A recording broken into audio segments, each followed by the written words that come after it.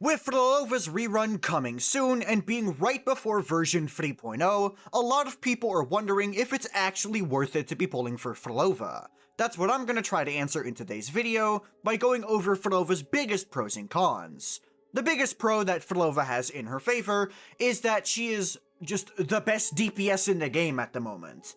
When we're looking across the performance in every single game mode, Phrolova has by far the best performance, and this comes to a large part due to just how broken she is within Whimpering Wastes. Whimpering Wastes is her playground, but I'll talk about that more later. Even outside of Whimpering Wastes, Phrolova has one of the best performances in the entire game, being able to easily clear endgame content with as low as just only having Phrolova. You can be running Phrolova on Cosmic Ripples with a Donjon on Emerald of Genesis, and then a Varina on Variation, and bam, you're gonna be able to clear all of the tower floors that way. And considering the fact that Varina is available for free, if I remember correctly, Variation, okay, that one might take a while, and then Donjon is a 4-star character, Emerald of Genesis you should just be getting anyway, and then Cosmic Ripples is another standard weapon. That's an incredibly low amount of investment to just easily clear the tower like that. Really, it's just kind of insane just how little investment she can truly get away with. And it's not just that she can get away with little investment, it's also that if you decide to invest more, Phrolova just becomes better either way, because she has some very good investment options. There's obviously her signature, there's Cantarella, there's Cho Yuen. You can go for both of their signatures as well if you want to, and then even if you want to go above and beyond, there's Phrolova's sequences. So yeah, this character is just absurdly good everywhere, even at low investment. So even if you have literally nothing for her teams ready, you can just invest into that over time and you'll still be fine. And that brings us to the second point, which is that Phrolova is just the bar none best character in Whimpering Wastes. Like, even Shorekeeper can't really compete with her in this game mode. She's just kind of that girl.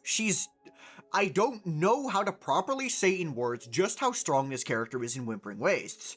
Give her Havoc-resistant enemies, give her a standard banner weapon, give her no 5-star teammates, and she will still get a good clear. She's still gonna get 3,000 points, which is more than enough for her to carry her own weight. And remember, like I said, that's literally no investment in a worst case scenario for her. This character is absolutely ridiculous, and I'm tired of pretending that she isn't. She has the perfect combination of tools to really just make Whimpering Wastes just her pet. She has damage when she isn't on the field. She has a short rotation time, allowing you to go to your sub DPSs faster, which means that you're getting both Hecate damage as well as the damage from your sub DPSs. She doesn't need energy, so she can be on the Concerto half. She's capable of slowing down enemies and grouping them, which is one of the most important parts of Whimpering Wastes if you're trying to make the game mode actually fun. It's really hard to keep a straight face when talking about this character in Whimpering Wastes. I think you can look at basically every single tier list and see why this character is so broken, because she is just by far the best DPS.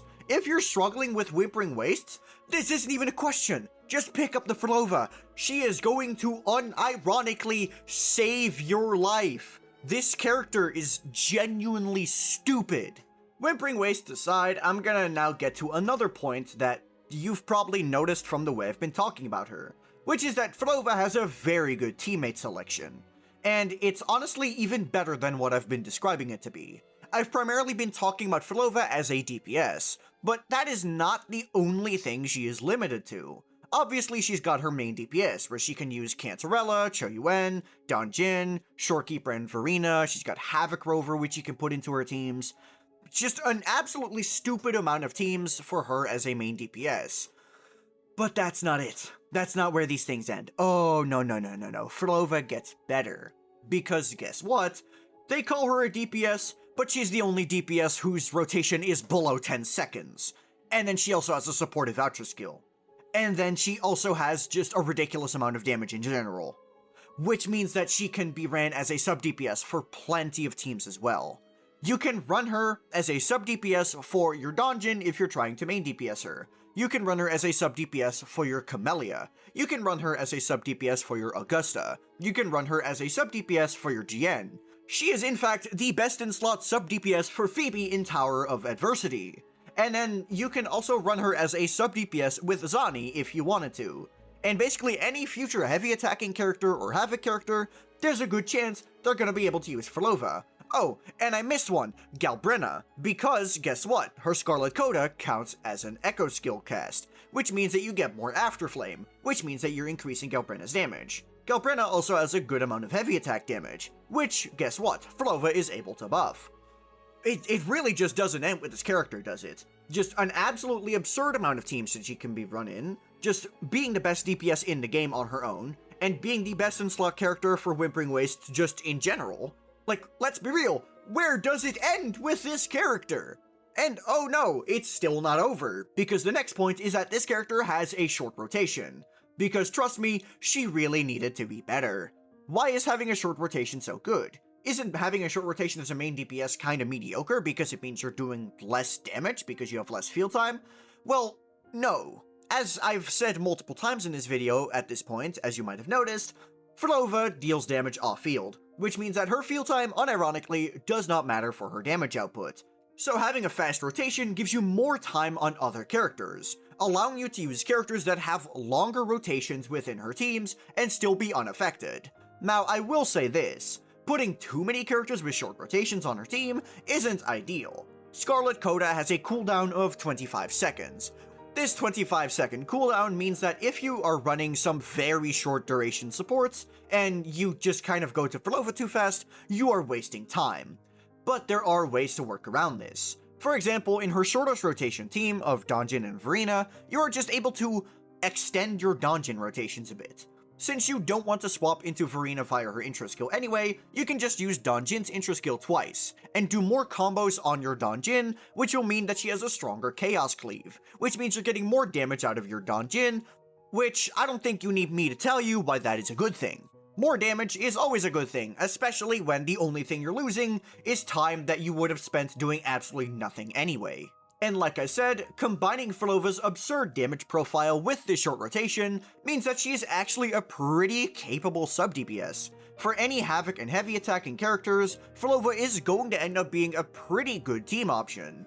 And if they have some Echo skill related mechanics, Phrolova just gets even more benefits out of that. But wait, it's not over, because Phrolova also has significant crowd controlling abilities. Whenever Phrolova uses either her Forte skill or her Forte basic attack, she will do one of two effects. Her Forte skill will be able to group up enemies, and her Forte basic attack will stagnate them, which is very good for keeping enemies where you want them to be. Scarlet Coda will also stagnate enemies, and thus they will not be moving away from you anytime soon. So this means that enemies are basically just your playthings. They're not really going to be able to attack you unless you're doing a Phrolova basic attack, which, well, this is a pretty good amount of Phrolova's rotation, but for all the time that enemies are able to just not do anything to you, I'd say that's completely fair. And it gets even better because Phrolova gets these effects from off-field. Whenever Hecate does an off-field attack, the effect corresponding to the note will also apply. So if you're on a blue note, Hecate will be grouping up enemies, and if you're on a red note, Hecate will be able to stagnate them, giving you some very good crowd control from both on the field and off the field. Now it's time for me to talk about Phrolova's only real downside, which, honestly, I can't really call it a downside in good faith, because the only downside she has is that she gains a lot of damage from her signature weapon. Can I even consider that a downside? Anyway, this means that in the inverse, she loses a lot of damage from not having her signature weapon. But to be honest, as I've already said in the video, she doesn't really need the signature to clear. So the only thing that's actually happening is you're getting FOMO'd into a weapon that's a very large damage increase. And while I will agree that it's just bad game design to make signatures this overpowered, Phrolova is just so strong to where she kind of doesn't care. But if you want your Phrolova to last longer and make you just carry the game for another year, getting the signature weapon is actually pretty recommended. But that's just my opinion on Phrolova. Let me know what you think of her down in the comments down below. And while you're down there, be sure to like the video and subscribe to the channel. If you have any questions, you should join my Discord, which is linked in the description.